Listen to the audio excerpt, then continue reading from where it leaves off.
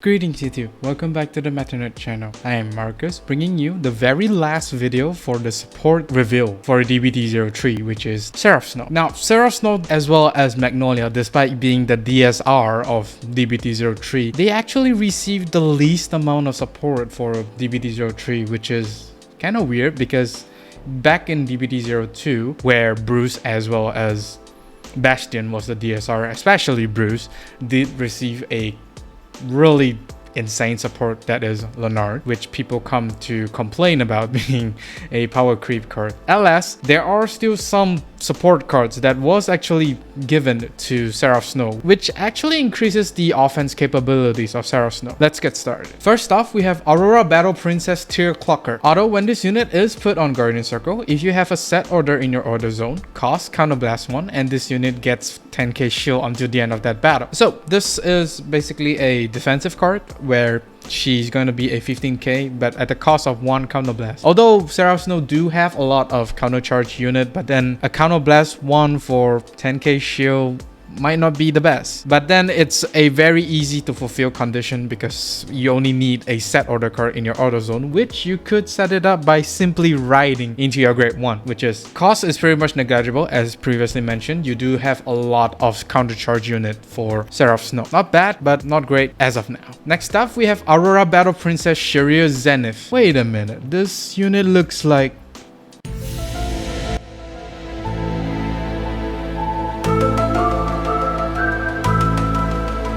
when this unit is placed on Rearguard Circle, cost Counterblast 1, choose one of your opponent's Rearguard, imprison it in your prison, and soul charge 1 for each grade of that imprisoned card. This basically gives you a soul resources as well as prison skill. As if the prison card that helps you soul charge 3 is not enough, so they give you even more skills to soul charge, which begs the question, why?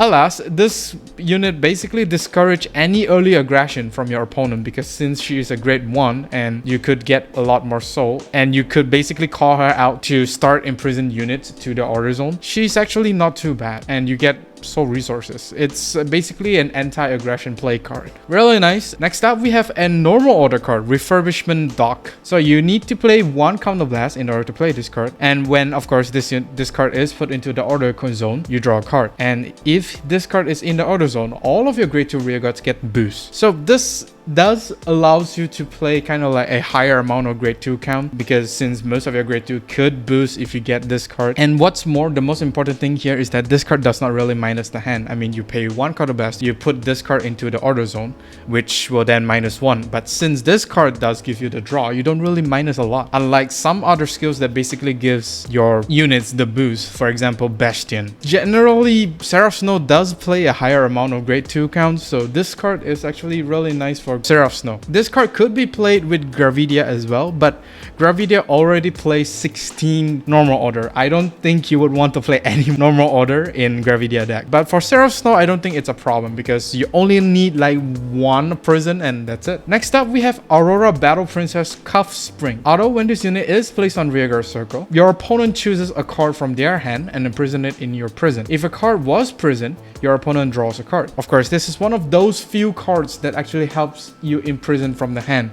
The other card being the grade 2 right line as well as the normal order card, which will forces your opponent to imprison from their hand. And of course, this is free of cost, which is really nice. The one minor downside to this card is that it allows your opponent to exchange cards in the hand. If your opponent does have a brick hand, there's a chances that he might get the pieces that he needs out of this unit's skill. So you do need to keep in mind, although it's just kind of like a minor inconvenience, but I do think this card should see play in the current Seraph Snow deck. Next up, we have Aurora Battle Princess Survey Vermillion. Auto, Rearguard once per turn. When your opponent's card is placed on Rearguard from your auto zone, soul charge 1. So again, there's so much soul charging for Seraph Snow.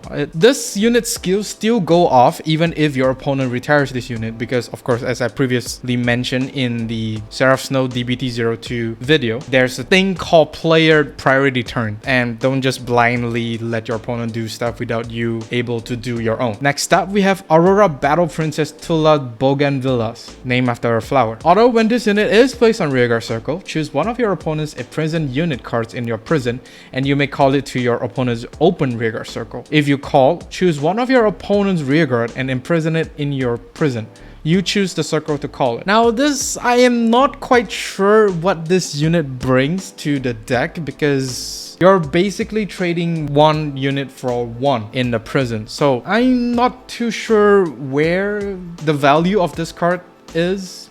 And she's a double R, which confuses me even more. The only value that I can think of that this unit could bring is that you could exchange an order card that is somehow in your prison, which a lot of the times may happen because you have cards that basically imprisons from the hand, so that's something to keep in mind. You could basically exchange that order card with something that is on the field to technically give your opponent the feeling of want to call back his units out rather than leaving that order card in the prison until the end of the game. But then that is only like a very small value because you still need the order zone count. I don't know, this card seems very weird to me. And also the mirror match between Seraph Snow and Seraph Snow is very interesting to see because of this card. Next up, we have the triple R, Aurora Battle Princess, execute Lemonum.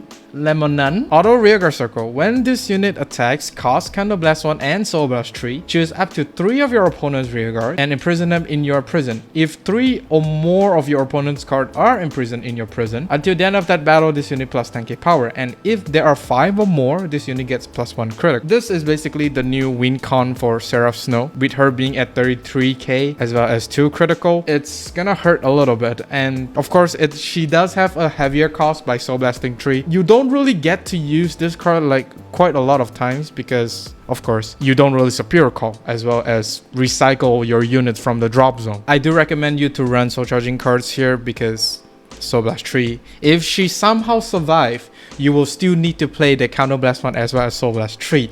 So it's gonna be really taxing. Although the prison does give you 3 soul and some other cards give you more souls, this unit does already take up that 3 soul count, and this is not taking into the fact other support cards might use soul as well, just that it's not as much as this unit. Finally, we do see some pressure unit for Seraph Snow, which Seraph Snow is kind of lacking in the grand scheme of things because she does not really like, other than the Vanguard having triple drive, the rearguard is like whatever. And that is all for this video. Do let me know down in the comment section on what do you think of the new Seraph Snow support. And of course, this video is going to be the last video for DBT03, and hopefully we will get to see DBT04. Do like and subscribe if you like this video, and do remember to ring bell notification icon so that you don't miss a video I upload. With that being said, I'll see you all on the field.